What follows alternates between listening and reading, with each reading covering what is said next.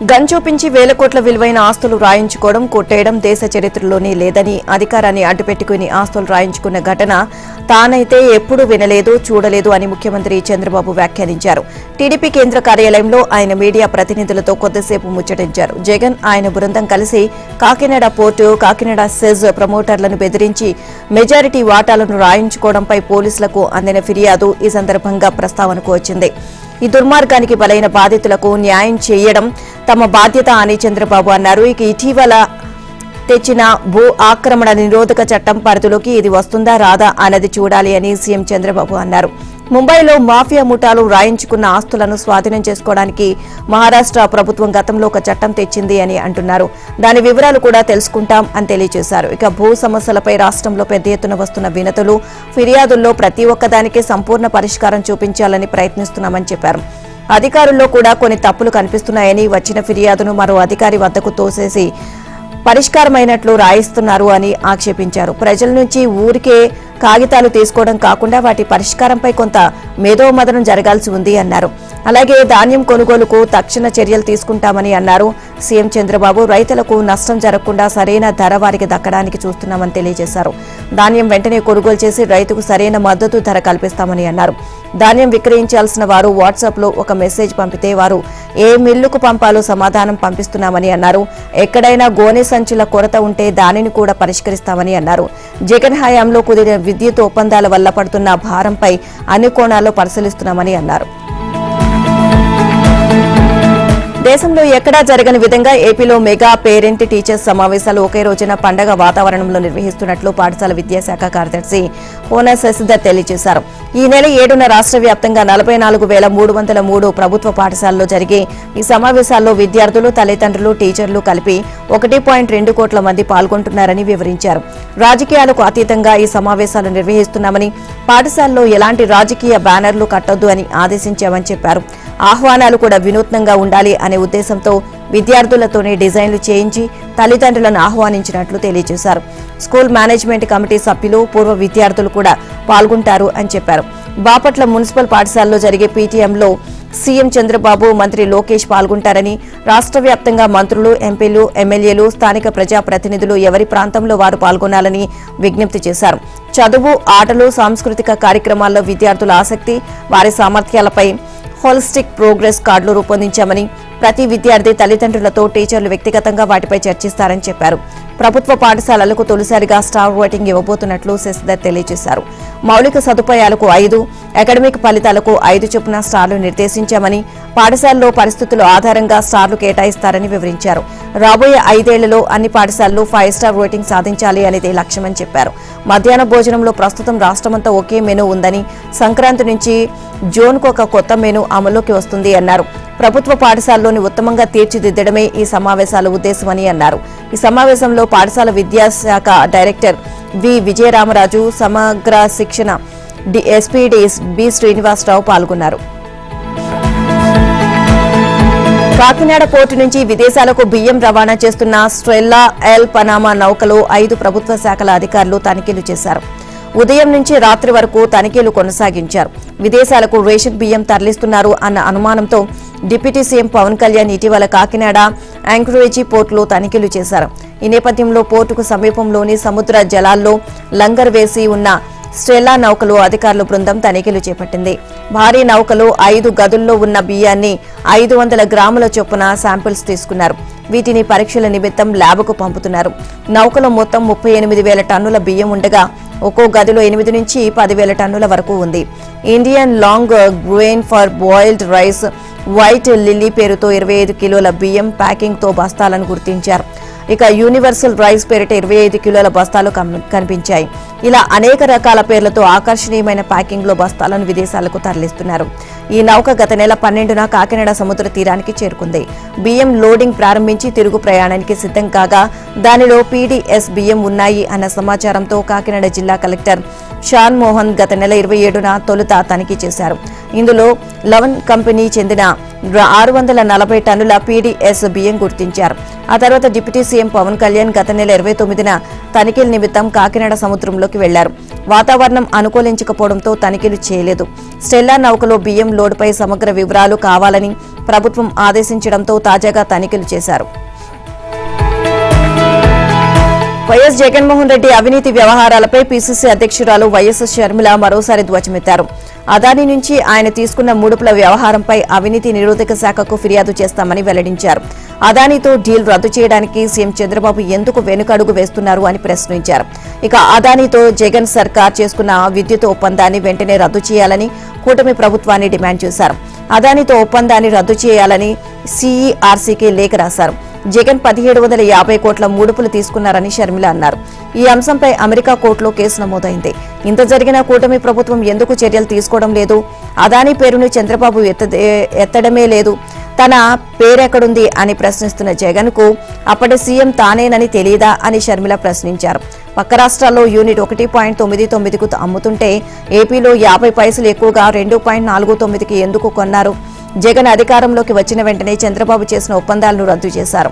Long term ఒప్పందాలు ఉండకూడదు అని ప్రతిపక్షంలో ఉండగా చెప్పిన జగన్ అధికారంలోకి వచ్చాక సెకీతో 25 ఏళ్లకు ఒప్పందాలు ఎలా చేసుకున్నారు అని షర్మిల ఆగ్రహాన్ని వ్యక్తం చేశారు.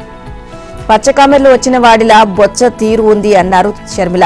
తాను వ్యక్తిగత అంశాలు మాట్లాడితే జగన్ ఇంట్లో నుంచి అడుగు బయటకు పెట్టలేడు అని ధ్వజమెత్తారు. జగన్ నిర్లక్ష్యాన్ని, అవినీతిని మాత్రమే తాను ప్రశ్నించానని అన్నారు. అదాని నుంచి ముడుపుల సంగతి అడిగితే వివేక హత్య గురించి మాట్లాడితే గంగవరం పోర్టును ఎందుకు అమ్మేశారు అని ప్రశ్నిస్తే పర్సనల్ అవుతుందా అని షర్మిల అన్నారు. అధికారంలో ఉండగా ప్రజలకు గద్దెదిగాక సొంత పార్టీ నేతలకు అబద్దాలు చెప్పడం వైసీపీ అధ్యక్షుడు వైఎస్ జగన్ కు అలవాటుగా మారిపోయింది.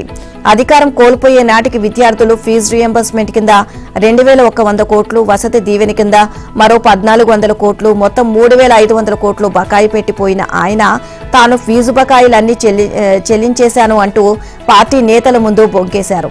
ఇక 5 ఏళ్లలో 9 సార్లు కరెంటు ఛార్జీలు పెంచిన ఆయన తాను పైసా పెంచలేదు అని, చంద్రబాబు సీఎం అయ్యాక మళ్లీ బాదుడు మొదలుపెట్టారని అమాంతం అబద్దం ఆడేశారు. తాడేపల్లి ప్యాలెస్ లో వైసీపీ ముఖ్య నేతలు, రాష్ట్ర కార్యదర్శులు, జిల్లా నాయకులతో ఆయన సమావేశమయ్యారు. సంక్రాంతి తర్వాత తాను ప్రజల్లోకి వస్తానని, ఆలోపు ఆందోళనతో రాష్ట్రాన్ని వేడెక్కించాలని పిలుపునిచ్చారు. ఇక జనవరి 4వ తేదీలోగా ఫీజు రీయింబర్స్మెంట్ చెల్లించకపోతే ఆందోళన చేద్దామన్నారు. వైసీపీ హయాంలో రైతుల నుంచి నేరుగా ధాన్యం కొన్నాము అని, కూటమి ప్రభుత్వం వచ్చాక దళారీలు చేరారు అని ఆరోపించారు. ఈ అంశంపై ఈ నెల 27న కలెక్టర్ల వద్ద ధర్నా చేయాలని ఆదేశించారు. ఆ తర్వాత 15 రోజులకు విద్యుత్ ఛార్జీల పెంపును నిరసిస్తూ డిస్కంలు, ఎస్సీ కార్యాలయాల వద్ద ధర్నా చేయాలి అన్నారు. అలాగే 2023-24కి సంబంధించి మరో 11,626 కోట్ల వసూలుకు ఇంకో పిటిషన్ వేశాయి. జగన్ అధికారంలో ఉండగా వీటిపై నిర్ణయం తీసుకుని కమిషన్ చైర్మన్ పదవీకాలం పూర్తయ్యే ముందు ప్రజాభిప్రాయ సేకరణ పెట్టి 2 భారీ బాదుళ్లకు ఆమోద ముద్ర వేశారు. తన పాపాన్ని కప్పిపుచ్చుకునేందుకు జగన్ ఈ నెపాన్ని చంద్రబాబు ప్రభుత్వంపై మోపుతూ ఆందోళనకు సిద్ధమయ్యారు. సంక్రాంతి తర్వాత తాను లోక్సభ స్థానం కేంద్రంగా జిల్లాలో పర్యటిస్తానని పార్టీ నేతలకు ఆయన చెప్పారు. ఆలోపు ప్రభుత్వంపై ప్రజల్లో వ్యతిరేకత పెరిగేలా కార్యక్రమాలు చేపట్టాలని ఆదేశించారు. ఏపీలో గ్రామీణ ప్రాంతాల్లో భూ సమస్యల పరిష్కారం కోసం శుక్రవారం నుంచి జనవరి 8వ తేదీ వరకు రెవెన్యూ సదస్సులు నిర్వహిస్తున్నామని రెవెన్యూ శాఖ ప్రత్యేక ప్రధాన కార్యదర్శి ఆర్పీ సిసోడియా తెలియజేశారు. ఉదయం 9 గంటల నుంచి ఈ సదస్సులు ప్రారంభమవుతాయని వెల్లడించారు. ప్రజలు భూ సమస్యలతో తీవ్రంగా ఇబ్బంది పడుతున్నారని, వారికి న్యాయం చేసేందుకే రాష్ట్రంలోని అన్ని రెవెన్యూ గ్రామాల్లో ఈ సదస్సులు నిర్వహిస్తామని ఓ ప్రకటనలో తెలియజేశారు. అధికారుల బృందం ప్రతి రెవెన్యూ గ్రామాన్ని సందర్శించి ఫ్రీ హోల్డ్ 22A సంబంధిత సమస్యలు ఉన్న వారి నుంచి ముందస్తుగా వినతులు స్వీకరిస్తారు. ప్రతి ఫిర్యాదును ఆర్టీజీఎస్ లో పొందుపరుస్తారు. రెవెన్యూ సదస్సులకు జిల్లా స్థాయిలో జాయింట్ కలెక్టర్ సమన్వయకర్తగా వ్యవహరిస్తారు. సదస్సులపై జిల్లా స్థాయి నుంచి గ్రామ స్థాయి వరకు విస్తృత ప్రచారం కల్పిస్తారు. ఇక రెవెన్యూ సదస్సుల నిర్వహణపై కలెక్టర్లను సన్నద్దం చేసేందుకు జిల్లాల కలెక్టర్లతో రెవెన్యూ శాఖ మంగళగిరిలోని సీసీఎల్ఏ కార్యాలయం నుంచి వీడియో కాన్ఫరెన్స్ నిర్వహించింది. ఈ కాన్ఫరెన్స్ లో రెవెన్యూ శాఖ మంత్రి Anagani Satyaprasad, special CS RP Sisodia, CCLA G Jayalakshmi, అదనపు సీసీఎల్ఏ ప్రభాకర్ రెడ్డి తదితరులు పాల్గొన్నారు. రెవెన్యూ సదస్సుల నిర్వహణ షెడ్యూల్ను సిద్ధం చేయాలని మంత్రి ఆదేశించారు. భూ సమస్యల పరిష్కారం కోసం అధికార యంత్రాంగం అంతా సిద్ధంగా ఉండాలని కోరారు. జగన్ హయాంలో ఇచ్చిన ఇంటి స్థలాలపై అనేక ఫిర్యాదులు ఉన్నాయని వాటి లెక్క పక్కాగా తేలుస్తామని అన్నారు. ఏ గ్రామంలో ఎంతమందికి ఇంటి పట్టాలు మంజూరు చేశారు, వారిలో అర్హులు అనర్హులు లెక్క తీయాలి. రెవెన్యూ సదస్సులో ఈ వివరాలను ప్రకటిస్తున్నామని అన్నారు. గత ప్రభుత్వం అనర్హులైన వైసీపీ కార్యకర్తలకు ఇంటి పట్టాలను కట్టబెట్టినట్లు తెలుస్తోంది. ఈ కుంభకోణంపై సమగ్ర వివరాలు గ్రామ సదస్సులో వెల్లడించేలా నివేదికలు సిద్ధం చేయాలి అని కలెక్టర్లకు మంత్రి దిశానిర్దేశం చేశారు. తెలంగాణ ఏర్పడ్డాక గత ప్రభుత్వం 10 ఏళ్లలో చేయనిది తాము ప్రజాప్రభుత్వంలో 10 నెలల్లో చేసి చూపించామని ముఖ్యమంత్రి రేవంత్ రెడ్డి అన్నారు. ఏడాదిలోనే నిరుద్యోగ యువతకు 55,000 ఉద్యోగాలు ఇచ్చామని ముఖ్యమంత్రి రేవంత్ రెడ్డి తెలియజేశారు. 14 ఏళ్లు ముఖ్యమంత్రిగా 11 ఏళ్లు ప్రధానిగా ఉన్న నరేంద్ర మోదీ ఇన్ని ఉద్యోగాలు ఇచ్చారా అని ప్రశ్నించారు. గుజరాత్లో ఇలా ఇచ్చినట్లు నిరూపిస్తామంటే తెలంగాణ ఉద్యోగులను అక్కడికి తీసుకువస్తామని కేంద్ర మంత్రులు కిషన్ రెడ్డి, బండి సంజయ్లకు సవాల్ విసిరారు. వారు కూడా వస్తానంటే విమాన ఛార్జీలు చెల్లిస్తానని అన్నారు. తమ ప్రభుత్వంలో రైతులకు 21,000 కోట్ల రుణమాఫీ చేశారా అని చేస్తే లెక్కలు తీయాలి అని అన్నారు. పెద్దపల్లి జిల్లా కేంద్రంలో నిర్వహించిన యువ వికాసం బహిరంగ సభకు సీఎం హాజరయ్యారు. పెద్దపల్లిలో ఆర్టీసీ బస్ డిపోను 1,024 కోట్లతో చేపట్టే వివిధ అభివృద్ధి పనులకు వేదిక మీద నుంచే శంకుస్థాపన చేశారు. 9,000 మంది గ్రూప్ 4 అసిస్టెంట్ సివిల్ సర్జన్లు, సింగరేణి ఉద్యోగులకు నియామక పత్రాలను అందజేశారు. స్కిల్ యూనివర్సిటీ కోసం ఏజెన్సీలతో ఒప్పందం చేసుకుని digital employment exchange Telangana CM cup ను ఆవిష్కరించారు. గత ప్రభుత్వంలో కేసీఆర్ అన్ని వర్గాలను నిర్లక్ష్యం చేశారు అని సీఎం రేవంత్ రెడ్డి ఆరోపించారు. ఇక తాము 10 నెలల్లోని రుణమాఫీ, ఉద్యోగాలు, రైతులకు బోనస్, మెస్ ఛార్జీలు, కాస్మెటిక్ ఛార్జీలు, మహిళలకు ఉచిత బస్సు ప్రయాణం, 200 యూనిట్ల ఉచిత విద్యుత్, 500కి వంట గ్యాస్, సన్నధాన్యానికి 500 బోనస్ ఇచ్చామని వివరించారు. ఇక ఇవన్నీ కేసీఆర్ చేసి ఉంటే తాము అధికారంలోకి వచ్చేవాళ్లమా అని ప్రశ్నించారు. ఒక్క రోజులోనే అద్భుతాలు సృష్టిస్తామా? అప్పుడే అంత ఆతృత ఎందుకు? కేసీఆర్ 10 ఏళ్లలో మహిళలను అవమానపరిచారు. వాళ్లు ఎలా ఉన్నారని కూడా అడగలేదు. తాము రాష్ట్రంలో 1 కోటి మంది మహిళలను కోటీశ్వరులను చేస్తామని అన్నారు. వచ్చే ఎన్నికల్లో మహిళా కోటి ఓట్లు తమకు పడితే మళ్లీ గెలుపు ఖాయమని అన్నారు. బీఆర్ఎస్ మళ్లీ లేవదు అని సీఎం రేవంత్ అన్నారు.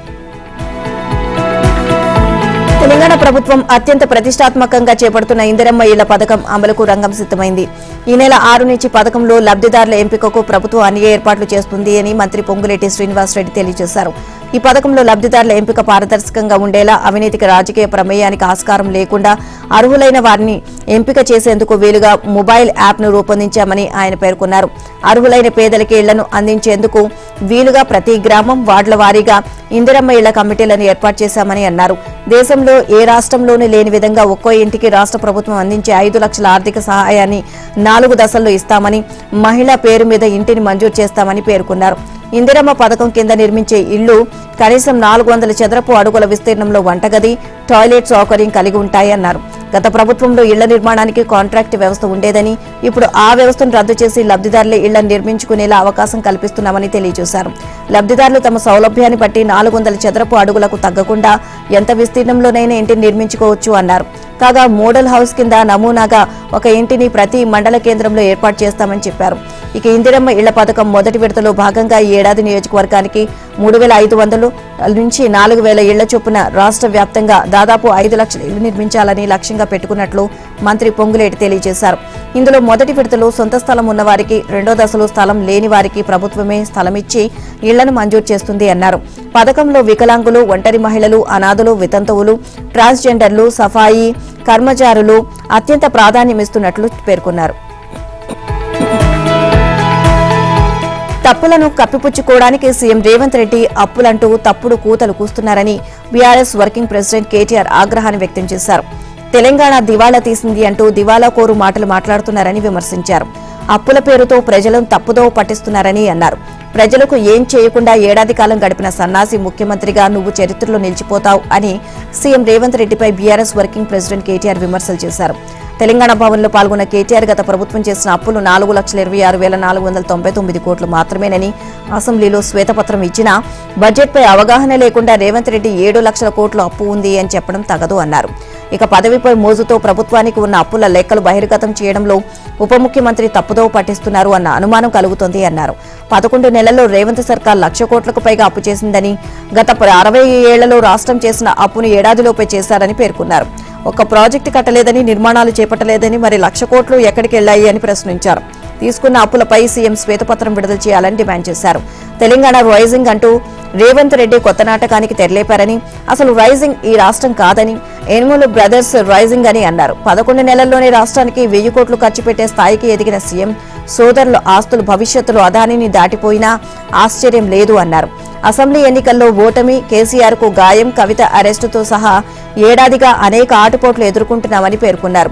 ప్రజలకు ఇచ్చిన హామీలు అమలు చేయలేదని, ప్రశ్నిస్తే కాంగ్రెస్ సర్కార్ పెడుతున్న అక్రమ కేసులను సైతం తట్టుకుని నిలబడ్డామని అన్నారు. కేసీఆర్ నాయకత్వంలో మరో 4 ఏళ్లు పోరాటానికి సిద్ధంగా ఉన్నామని అన్నారు. 2 లక్షల ఉద్యోగాల హామీ ఇచ్చిన రేవంత్ రెడ్డి రాహుల్ గాంధీ బండారం త్వరలోనే బయటపెడతానని, ఇదే అంశంపై రాహుల్ గాంధీకి లేఖ రాస్తానని అన్నారు. తెలంగాణలో ఈ నెల 9వ తేదీ నుంచి అసెంబ్లీ శీతాకాల సమావేశాలు ప్రారంభం కానున్నాయి. ఇందుకు సంబంధించి గవర్నర్ నుంచి ఆమోదం లభించింది. దాంతో శాసనసభ కార్యదర్శి నరసింహాచార్యులు ఉత్తర్వులను జారీ చేశారు. అసెంబ్లీలో పాటే శాసన మండలి సమావేశాలు కూడా ప్రారంభం కానున్నాయి. 9న ఉదయం 10:30 ఉభయ సభలు ప్రారంభం అవుతాయి. ఇక ఈ సమావేశాల్లో 2 కొత్త బిల్లులను ప్రవేశపెడుతున్నాయి. ఇక పంచాయతీరాజ్ చట్ట సవరణ బిల్లు, రికార్డ్స్ ఆఫ్ రైట్స్ బిల్లును ప్రభుత్వం ప్రవేశపెట్టనుంది. గతంలో 2 వరకు సంతానం ఉన్న వారికి మాత్రమే స్థానిక సంస్థల ఎన్నికల్లో పోటీ చేసే అవకాశం ఉండేది. అయితే ప్రభుత్వం దీన్ని సవరించి 3 సంతానం ఉన్నా పోటీ చేసే అవకాశం కల్పించబోతోంది. దీనికి సంబంధించిందే పంచాయతీరాజ్ చట్ట సవరణ బిల్లు. అలాగే ప్రస్తుత రెవెన్యూ చట్టంలో మార్పులు చేసి కొత్త రెవెన్యూ చట్టాన్ని తీసుకొచ్చేందుకు ఆర్ఓఆర్ బిల్లును సభలో ప్రవేశపెట్టి ఆమోదింప చేసుకునుంది. ఇక అలాగే ఇదివరకు ఉన్న గ్రామ సహాయకులు, గ్రామ రెవెన్యూ అధికారుల తరహాలో ప్రభుత్వం ఒక కొత్త పోస్టును సృష్టించి నియామకాలు చేయనుంది. ఇక సర్వీస్లో ఉన్న కొంతమందిని ప్రత్యక్ష ఎంపిక ద్వారా మరికొంతమందిని ఈ పోస్టులో నియమించే అవకాశాలు ఉన్నాయి.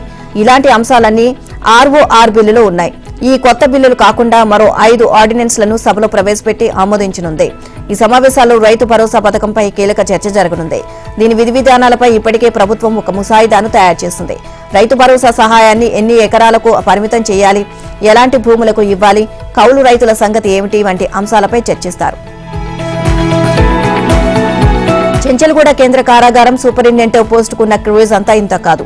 రాష్ట్ర జైలు శాఖలో డీజీ తర్వాత ఆ స్థాయిలో క్రేజ్ ఉన్న పోస్టులో ఇది ఒకటి. చెంచల్గూడ జైలుకు వీఐపీ జైలు అనే పేరు కూడా ఉంది. సాధారణ జేబు దొంగ నుంచి వీఐపీ, వీవీఐపీ ఖైదీల వరకు ఈ జైలుకు వస్తూ ఉంటారు. కొద్ది రోజులుగా ఈ జైలు సూపరింటెండెంట్ పోస్టు విషయం తీవ్ర చర్చనీయాంశంగా మారింది. ఇక ఈ ఒక్క పోస్టు విషయం ఏకంగా ప్రభుత్వం దృష్టి సారించే వరకు వెళ్లింది అంటే తీవ్రతను అర్థం చేసుకోవచ్చు. చెంచల్గూడ జైల్లో అసలేం జరుగుతుంది అనే విషయం నిగ్గు తేల్చేందుకు నిఘా విభాగం రంగంలోకి దిగినట్లు తెలుస్తోంది. ఇక కొంతకాలంగా జైలు సూపరింటెండెంట్ పోస్టు విషయంలో తీవ్ర పోటీ నెలకొంది. ప్రస్తుత సూపరింటెండెంట్ శివకుమార్ 2021లో బాధ్యతలు చేపట్టారు. ఇక్కడ సూపరింటెండెంట్ హోదాలో అధికారులు 2 ఏళ్ల వరకు కొనసాగుతారు. కానీ శివకుమార్ 3 ఏళ్ల సర్వీస్ పూర్తి చేసుకున్నారు. ఇలా జరగడం జైలు చరిత్రలో ఇదే తొలిసారి. ఇక తాజాగా సూపరింటెండెంట్ పోస్ట్ దక్కించుకునేందుకు దశరథం అనే మరో అధికారి తీవ్రంగా ప్రయత్నిస్తున్నారు. శివకుమార్ తనకున్న రాజకీయ పరిచయాలు ఉపయోగించుకుని పోస్టులో కొనసాగుతున్నారని జైళ్ల శాఖలో జోరుగా ప్రచారం జరుగుతోంది. లెక్క ప్రకారం దశరథం ఇప్పటికే చెంచల్గూడలో బాధ్యతలు చేపట్టాల్సి ఉంది. కానీ గతంలో ఆయనపై ఆరోపణలు వచ్చాయి. ఈ క్రమంలోనే ఉన్నతాధికారులు ఆయనకు కీలక బాధ్యతలు అప్పగించేందుకు ఆసక్తి చూపడం లేదు అనే ప్రచారం ఉంది. ప్రజల్లో తనకు ఉన్న ఇమేజ్ను దెబ్బతీసే రాజకీయ దురుద్దేశం, కుట్రపూరితంగా తనకు కేసులు పెడుతున్నారు అని పంజగుట్ట పోలీస్ స్టేషన్లో ఈ నెల 1న తనపై నమోదు చేసిన కేసును కొట్టివేయాలని మాజీ మంత్రి హరీష్ రావు హైకోర్టులో క్వాష్ పిటిషన్ దాఖలు చేశారు. తనపై పోటీ చేసి ఓడిపోయిన చక్రధర్ గౌడ్ తప్పుడు, ఎలాంటి ఆధారాలు లేకుండా చేస్తున్న ఆరోపణల ఆధారంగా కేసు నమోదు చేయడం చెల్లదు అని పేర్కొన్నారు. హరీష్ రావు తన ఫోన్ ట్యాపింగ్ చేయించారని, తాను చేపట్టే సామాజిక కార్యక్రమాలు చూసి ఓర్వలేక పలు క్రిమినల్ కేసుల్లో ఇరికించారు అని, ఆయన ఆదేశాల మేరకు మాజీ డీసీపీ రాధాకిషన్ రావు తనను బెదిరించారు అంటూ చక్రధర్ గౌడ్ చేసిన ఫిర్యాదు మేరకు పోలీసులు కేసు నమోదు చేశారు.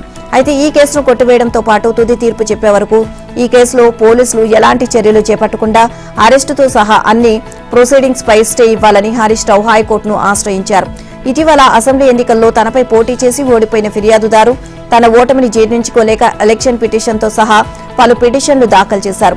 ఫోన్ ట్యాపింగ్ చేశారు అంటూ హైకోర్టులో పిటిషన్ వేసి దాన్ని ఉపసంహరించుకున్నారని హరీష్ రావు తెలియజేశారు. తాను ఎమ్మెల్యేగా 7 సార్లు విజయం సాధించడమే కాకుండా అనేక శాఖలకు మంత్రిగా పనిచేశానని, 2023లో జరిగిన ఎన్నికల్లో 20 మంది అభ్యర్థులు పోటీ చేసినప్పటికీ 83,000 మెజారిటీతో గెలుపొందినట్లు తెలియజేశారు. పోలీసులు ఎలాంటి విచక్షణ ప్రదర్శించకుండా, ప్రాథమిక విచారణ చేపట్టకుండా తప్పుడు ఫిర్యాదు ఆధారంగా కేసు నమోదు చేయడం చెల్లదని, ఎఫ్ఐఆర్లో ఉన్న ఒక్క సెక్షన్ కూడా తనకు వర్తించదు అని పేర్కొన్నారు. ఫిర్యాదు మొత్తం వండి వార్చిన తప్పుడు కథనమని ఆరోపించారు. ఈ మేరకు తనపై నమోదైన కేసును కొట్టివేయాలని కోరారు. ఈ పిటిషన్ త్వరలో హైకోర్టు సింగిల్ జడ్జి ఎదుట విచారణకు వచ్చే అవకాశం.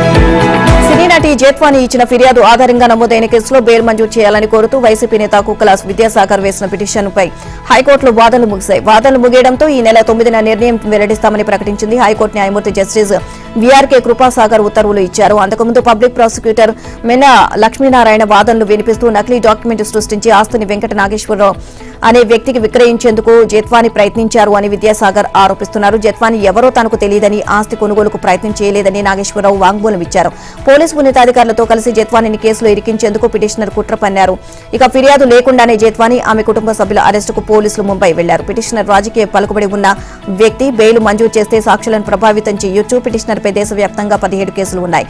కేసు తీవ్రతను పరిగణలోకి తీసుకుని బెయిల్ పిటిషన్ను కొట్టివేయండి అని కోరారు. ఇక జేత్వాని తరపు న్యాయవాదులు వాసిరెడ్డి ప్రభునాథ్, నర శ్రీనివాసరావు వాదనలు వినిపిస్తూ ఓ బడా పారిశ్రామికవేత్తపై పెట్టిన రేప్ కేసుకు ఉపసంహరించుకునేలా ఒత్తిడి చేసేందుకు జేత్వాని, ఆమె కుటుంబ సభ్యులను కేసులో ఇరికించారు. ఇక ఆమెపై కేసు నమోదు వెనుక అప్పటి ప్రభుత్వంలోని పెద్దల పాత్ర ఉంది.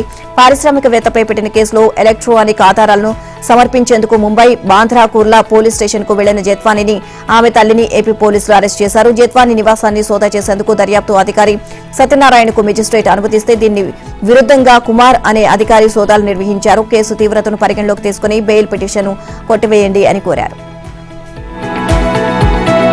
తెలుగు రాష్ట్రాలు పలుచోట్ల భూమి కంపించింది. దాదాపు 30 ఏళ్ల తర్వాత 5 కంటే ఎక్కువ తీవ్రతతో భూకంపం కంపించింది. బుధవారం ఉదయం ములుగులోని మేడారం కేంద్రంగా 3 నుంచి 7 సెకండ్ల పాటు కొనసాగిన భూకంపంతో కొన్ని చోట్ల ఇళ్ల గోడలు, నేల బీటలు వారాయి. జనం భయంతో ఇళ్లు, అపార్ట్మెంట్ల నుంచి బయటకు పరుగులు తీశారు.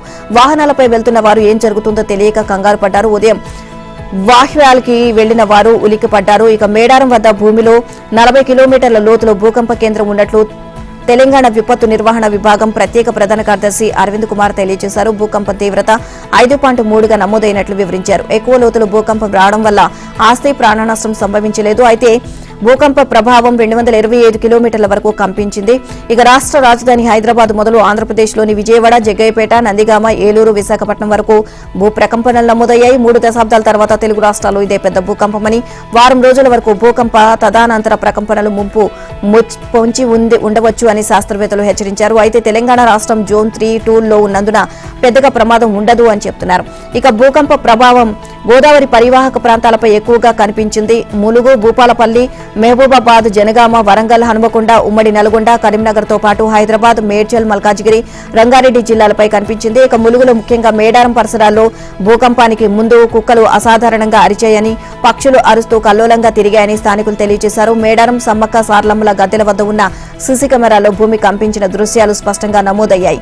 ఇక 54 ఏళ్లలో తెలుగు రాష్ట్రాల్లో 12 భూకంపాలు మాత్రమే కాస్త పెద్దవిగా నమోదయ్యాయని ఆయన గుర్తించారు. ఇక భవన నిర్మాణ అనుమతులను భూకంప జోన్లకు అనుగుణంగా ఇస్తే భవిష్యత్తులో ఇబ్బందులు ఉండబోవు అని అభిప్రాయపడ్డారు. అయితే ప్రకృతిని కాపాడినంత కాలమే హైదరాబాద్ సేఫ్ జోన్లో ఉంటుంది అని, గుట్టలను ధ్వంసం చేసిన, చెరువులను ఆక్రమించిన, భూగర్భ జలాలను ఇష్టారాజ్యంగా తోడేసిన పరిస్థితులు మారతాయని శాస్త్రవేత్తలు హెచ్చరిస్తున్నారు.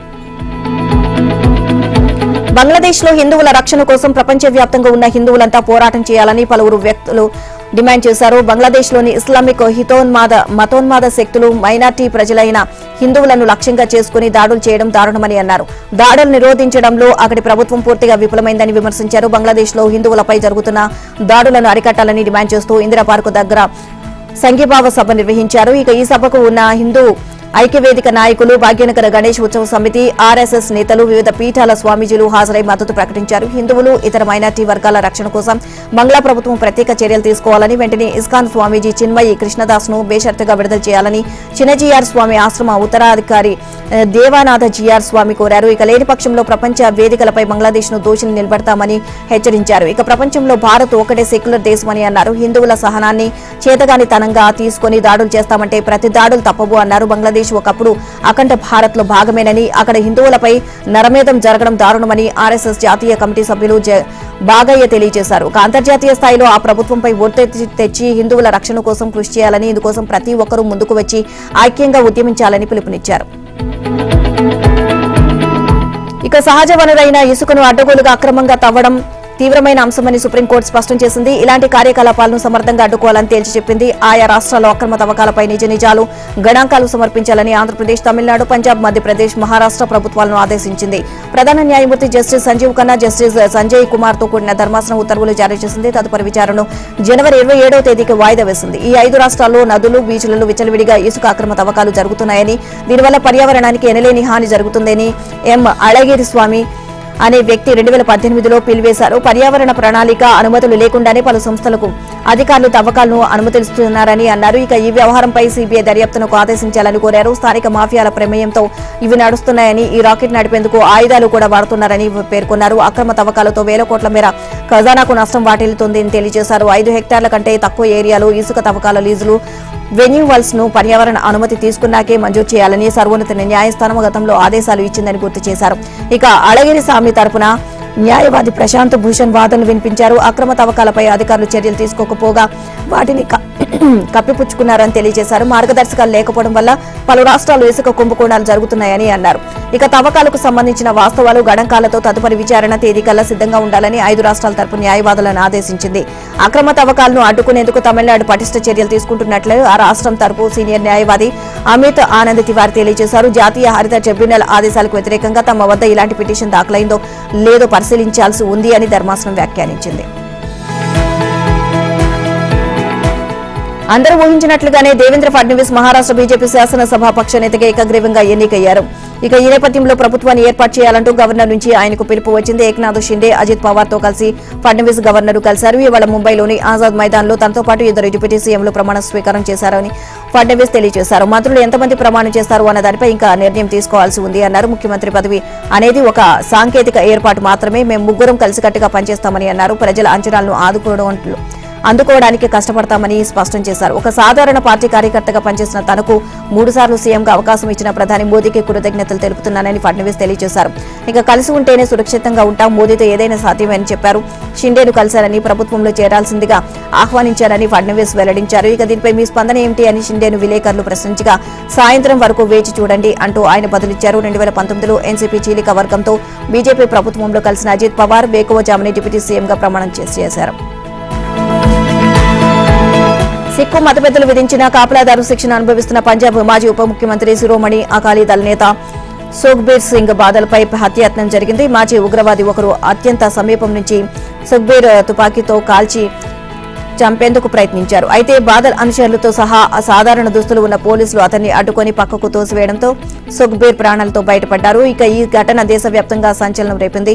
అధికారంలో ఉన్న సమయంలో సుఖ్బీర్ చేసిన తప్పులకు గాను మత పెద్దలు ఆయనకు శిక్ష విధించారు. మంగళవారం నుంచి ఆయన అమృత్సర్లోని ప్రఖ్యాత స్వర్ణ దేవాలయం వద్ద వీల్ చైర్లో కూర్చొని కాపలాదారుగా శిక్షను అనుభవిస్తున్నారు. ఇక బుధవారం యథావిధిగా కాపలాదారుగా కూర్చున్న సుఖ్బీర్ వద్దకు వ్యక్తి నెమ్మదిగా నడుచుకుంటూ వచ్చే ప్రయత్నం చేశారు. అయితే ఆయన దగ్గరకు రావద్దంటూ సుఖ్బీర్ అనుచరులు చెప్పారు. కానీ అప్పటికే సమీపానికి చేరుకున్న ఆ వ్యక్తి జేబులో నుంచి తుపాకీని బయటకు తీశారు.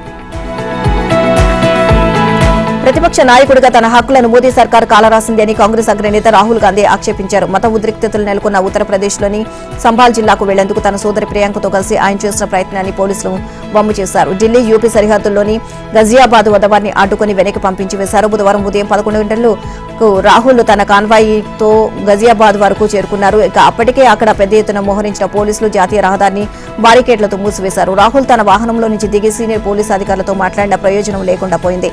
దీంతో తీవ్ర గందరగోళ పరిస్థితులు నెలకొన్నాయి. తన పర్యటనను పోలీసులు అడ్డుకోవడం తన రాజ్యాంగ హక్కులను హరించడమేనని రాహుల్ ఆక్షేపించారు. కర్ణాటక కాంగ్రెస్ లో అధికార పంపిణీ ఒప్పందం బహిర్గతమైంది. ఉప ముఖ్యమంత్రి డీకే శివకుమార్ ఓ ఇంటర్వ్యూలో పలు అంశాలను బయటపెట్టారు. శాసనసభ ఎన్నికల్లో కాంగ్రెస్ పార్టీ విజయం అనంతరం సిద్దరామయ్య, డీకే శివకుమార్ మధ్య సీఎం కుర్చీ కోసం పోటీ ఏర్పడడం సిద్దరామయ్యకు అవకాశం దక్కింది. ఆ సమయంలో అధికార పంపిణీ ఒప్పందం జరిగిన విషయం వాస్తవమేనని, ఆ వివరాలను బహిర్గతం చేయలేనని చెప్పారు. ఒప్పందంపై అధిష్టానం పెద్దలను బ్లాక్మెయిల్ చేయని శివకుమార్ స్పష్టం చేశారు. గాంధీ కుటుంబానికి విధేయుణ్ణి అని అందులో మరో మాట లేదు అని తేల్చి చెప్పారు. ఇటీవల ఢిల్లీ పర్యటనలో ఓ మీడియా సంస్థకు ఇచ్చిన ఇంటర్వ్యూ ద్వారా పలు అంశాలు వెలుగులోకి వచ్చాయి. సిద్దరామయ్యకు తనకు ఎలాంటి భిన్నాభిప్రాయాలు లేవు అని అన్నారు. అయితే శివకుమార్ వ్యాఖ్యలు సిద్దరామయ్య తిప్పికొట్టారు. అధికార పంపిణీకి సంబంధించి ఎటువంటి ఒప్పందాలు జరగలేదని బుధవారం చెప్పారు. అధిష్టానం సూచనల మేరకు చేస్తూ హిందువులపై దాడులు కొనసాగుతున్న నేపథ్యంలో బ్రిటన్ ప్రభుత్వం కీలక విషయాన్ని ప్రకటించింది. ఇక బంగ్లాదేశ్కు పర్యటన విషయంలో బ్రిటన్ ప్రభుత్వం తమ ట్రావెల్ అడ్వైజరీ సవరించింది. బంగ్లాలో ఉగ్రదాడులు జరిగే అవకాశం ఉన్నట్లు తమకు సమాచారం వచ్చిందని, అందుకే తమ ట్రావెల్ అడ్వైజరీలో మార్పులు చేసినట్లు తమ దేశ ప్రజలకు తెలియజేసింది. బంగ్లాదేశ్లోని రద్దీ ప్రాంతాలు, మతపరమైన భవనాలు, రాజకీయ ర్యాలీలు, పర్యాటక ప్రాంతాల్లో తీవ్రవాదులు